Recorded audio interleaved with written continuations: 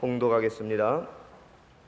신약 256면 로마서 12장 1절과 2절입니다.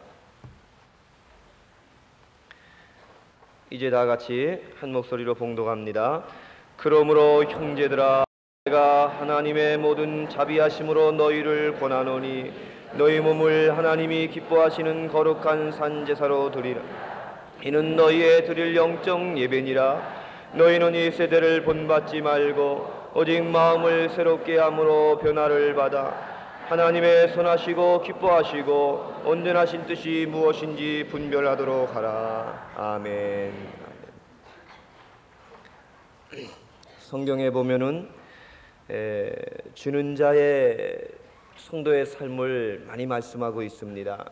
그래서 누가복음 6장 38절에 보면 주라 이렇게 말씀하시면서 그렇게 우리가 주는 삶을 살 때에 오히려 너희에게 줄 것이니 곧 후히되어 누르고 흔들어 넘치도록 하여서 안겨주리라고 말씀했습니다. 또 바울은 예수님께서 친히 말씀하시되 하면서 예수님 말씀을 증거하기를 받는 것보다 주는 게 복이 있다, 그렇게 또한 사도행전에 증거하고 있고, 요한복음 10장에 보면은 양이 목자를 잘 따르는 삶을 살게 될 때에 풍성한 삶을 얻게 된다고 요한복음 10장 10절에 말씀하고 있습니다.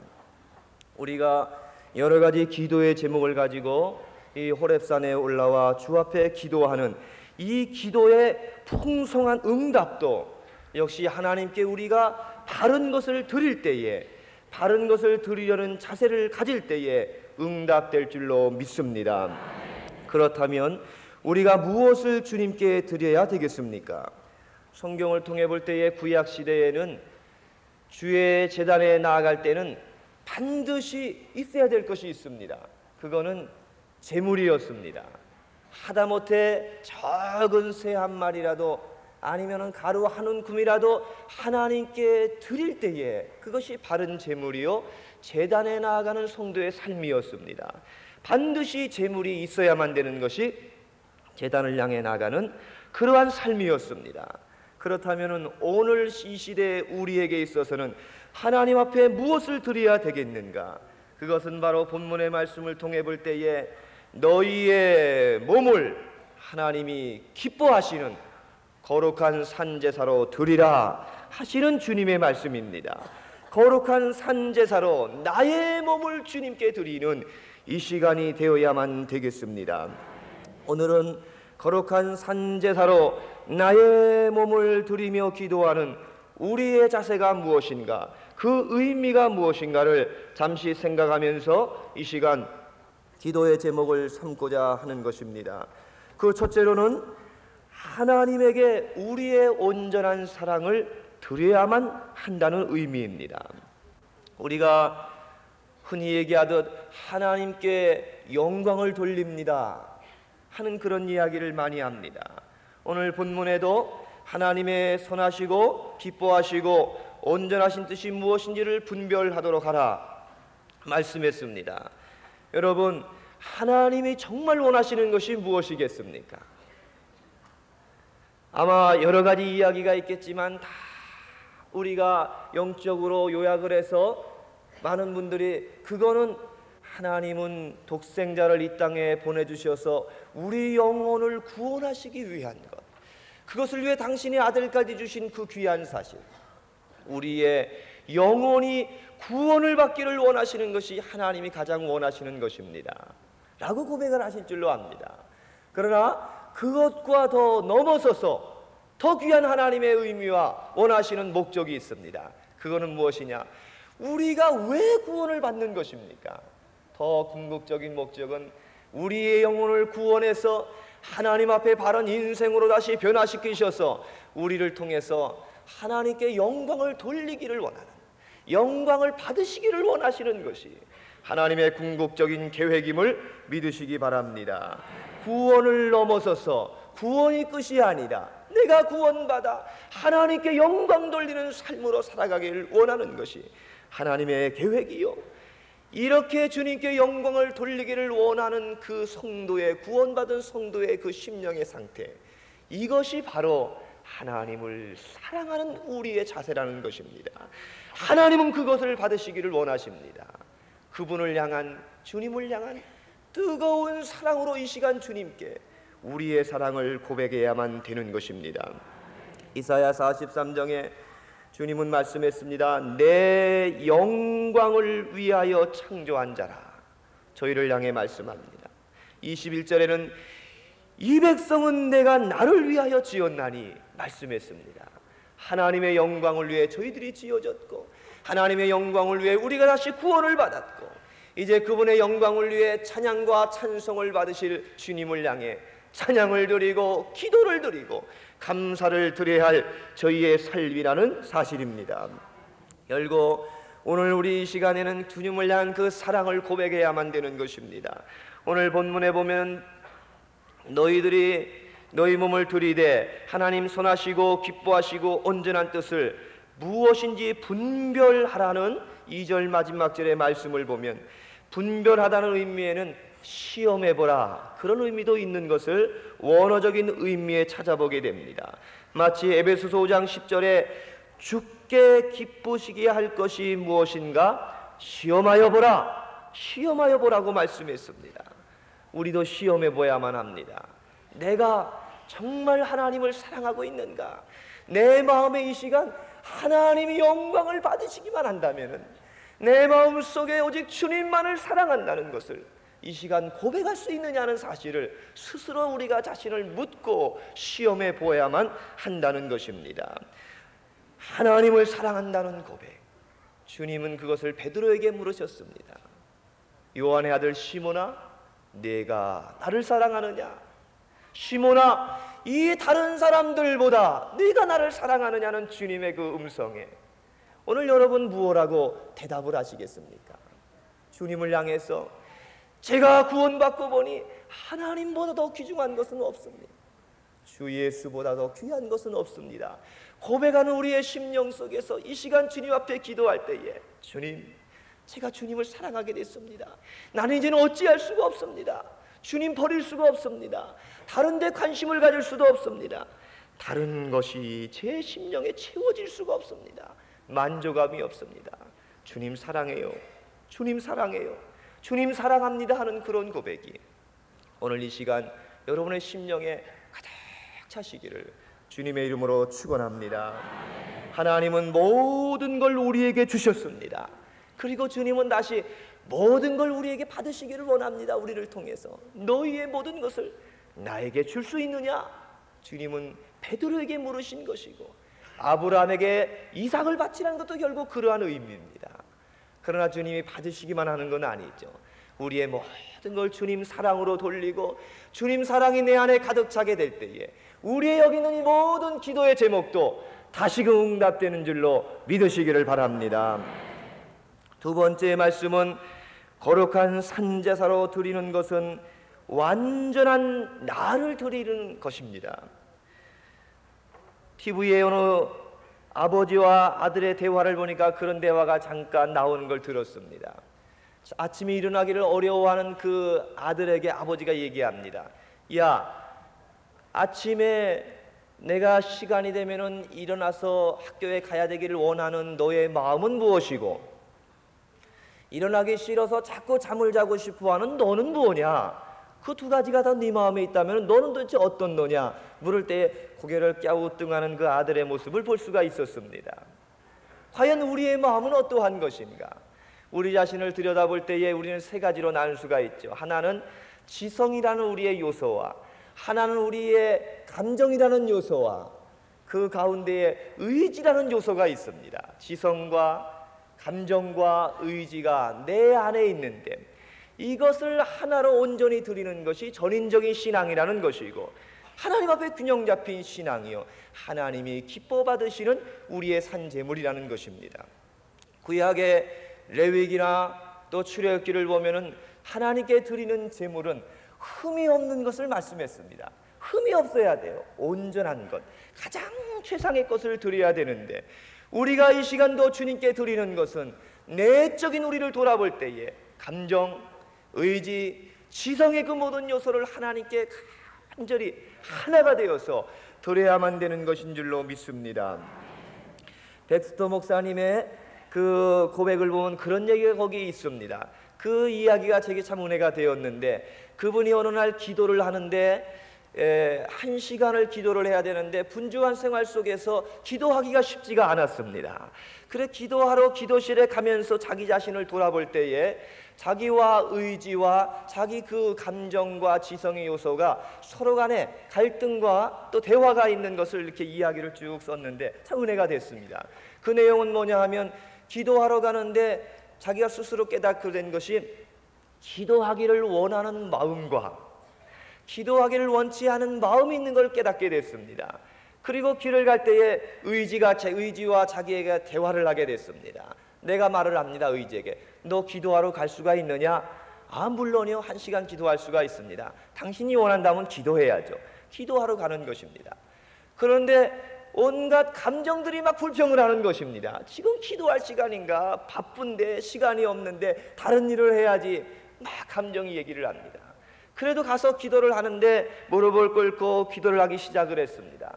그러나 기도하기 시작을 하면은 여러 가지 감정의 요소가 자기에게 다가와서 자꾸 기도를 흐트려 놓고 기도를 집중할 수 없게 만드는 겁니다. 시간이 지나고 하루가 지나고 이틀이 지나는데 그 한 주일 내내 기도할 때에 그가 기도를 억지로 줄을 잡고 기도하려면은 감정의 다른 요소가 다가와가지고 자꾸 기도를 못하게 하는 것입니다.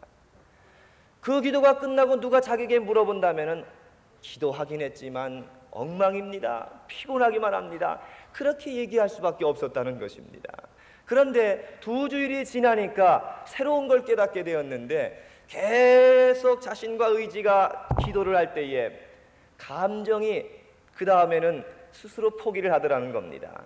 괜히 뭐 반대해봤자 소용도 없는 거 그냥 내버려 두자. 그렇게 이야기하는 감정의 요소들의 그 여러 가지 요소들의 말을 들을 수가 있었습니다. 그래서 감정에 그렇게 큰 방해를 받지 않고 기도를 하기 시작을 했습니다. 열심히 기도를 하는데 3주가 됐을 때에 놀라운 일이 생기게 됐습니다. 그 기절의 은혜가 되었는데, 3주가 돼서 기도를 하기 시작을 하는데 열심히 자신과 의지와 함께 기도를 합니다. 그동안 포기하고 방해하지 않던 감정의 여러 가지 요소들이 있는데, 그 중에서 자기를 괴롭히게 되는 시간과 또 염려라는 큰 그러한 감정의 요소가 있었습니다. 많은 감정의 요소가 있었는데 그 감정 하나가 갑자기 툭 튀어나오더니 할렐루야 그렇게 외치더라는 겁니다. 그러니까 나머지 있던 여러 가지 감정들이 하나가 되어서 아멘 그렇게 외치게 될 때에 내 감정 넘어서 지성과 의지와 감정이 하나가 돼서 하나님을 찬양할 수 있는 그 시간이 되었다는 겁니다. 온 내 전인적으로 하나님께 기도를 하게 될 때에 갑자기 하나님은 살아계신 것으로 깨닫게 되었습니다. 내 기도가 응답되는 확신을 갖게 되었습니다. 성령이 역사하는 걸 깨닫게 되었고, 그분의 마지막 이야기가 내 감정이 엉망이 된 상태에서 기도하는 그 순간부터 3주 전부터도 하나님이 내 기도를 듣고 계셨다는 것을 확신하게 되었다는 것입니다. 여러분, 이 분석은 참으로 우리에게 귀중한 의미를 주고 있습니다. 내 마음속에는 감정이 있습니다. 내 마음속에 원하지 않는 것이 있습니다. 주님 전에 달려나오려 해도 나를 끌어막고 방해하는 것이 있습니다. 염려와 불안과 많은 감정의 요소가 있지만은 주님을 향해 우리가 신앙의 뜨거운 의지를 가지고 오늘도 주님 앞에 나오게 될 때에, 그리고 여러분 마음이 그 지성과 의지와 감정이 하나가 되어 온전히 주님께 드리는 이 시간의 기도가 될 때에 하나님의 놀라운 역사가 여러분을 통해서 일어나게 될 줄로 믿습니다. 마지막의 말씀은 나의 전부를 드려야만 되겠다는 것입니다. 여러분, 주님을 알고 우리가 예수님을 영접하고 나면은 무엇인가 주님을 위해서 헌신하기를 원하게 됩니다. 당연한 우리의 자세입니다. 그래서 우리가 봉사와 충성과 물질과 재능들을 가지고서 하나님을 위해 살아가고 있는 것입니다. 그러나 이 시간 하나님이 가장 원하시는 것이 무엇인가? 정말 하나님이 나에게 원하시는 것이 무엇인가를 진지하게 우리가 한 번 더 생각해 본다면 여러분은 그것이 무엇이라고 생각을 하십니까? 그런 다른 무엇이 아닌 내 자신을, 내 몸을 먼저 주님께 드리는 것이라는 사실입니다. 요즘 같은 주위의 환경 속에 생각나는 그러한 그 이야기가 있습니다. 어느 분에게 들었는지 제가 기억은 나지 않습니다마는 여러 나라 사람들이 각국 대표가 여행을 하게 돼서 배를 타고 가게 되었습니다. 그런데 배에 타고 있는 정원보다 많은 사람이 타게 됐습니다.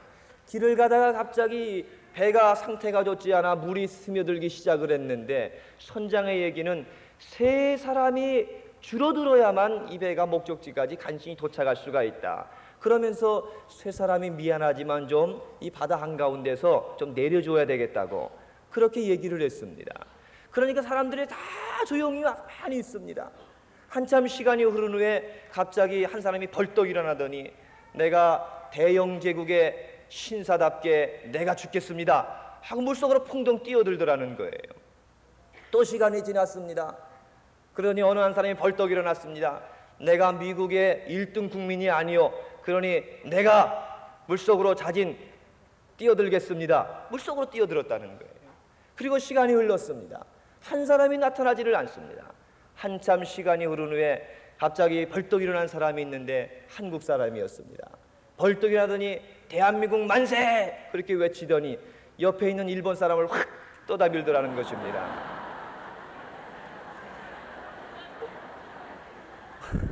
오늘 이 이야기를 여러분에게 말씀드리는 것은 우리가 옆에 있는 누구를 향한, 다른 어떤 주변적인 것을 향한 그것을 통해서 하나님께 나아가는 것이 아니라 바로 내 자신이, 나 자신의 몸을 그냥 산제물로 있는 그대로 먼저 주님께 드리는 게 하나님을 향한 바른 제사요, 바른 우리의 자세라는 것이 오늘 본문의 말씀인 것입니다.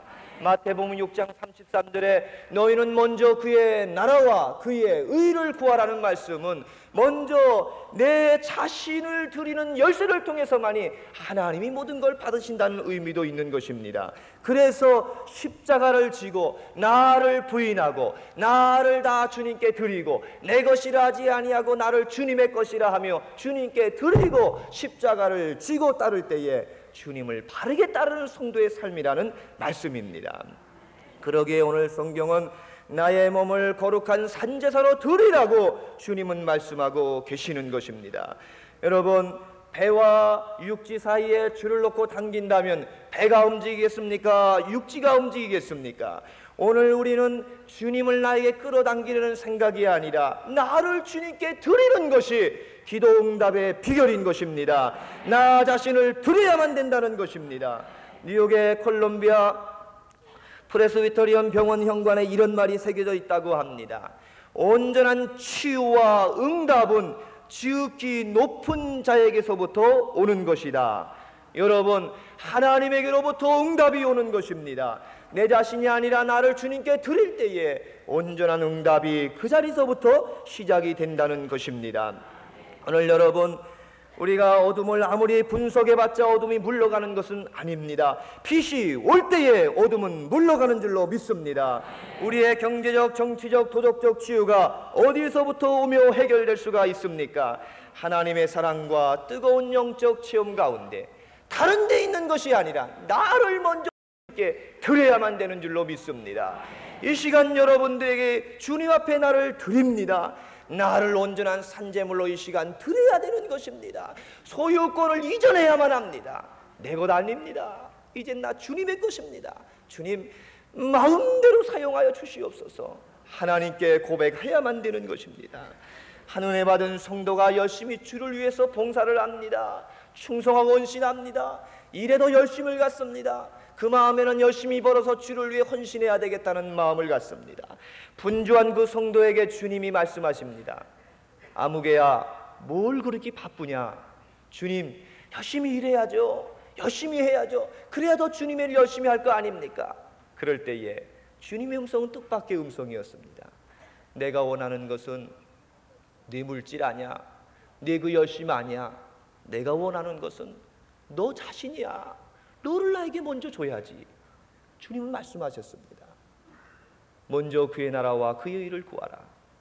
너희 몸을 거룩한 산제서 드리라는 말씀은 이 시간에 나를, 아무 조건 없이 하나님 내 모든 걸 주님께 드립니다 하는 그런 고백 속에서 내 자신을 드려야만 되는 줄로 믿습니다. 나를 완전히 주님께 드리고 그와 더불어 우리의 기도의 제목을 다시 주님께 매달리게 될 때에 이 시간도 하나님의 놀라운 은혜가 기도의 응답이 여러분에게 함께할 줄로 믿습니다.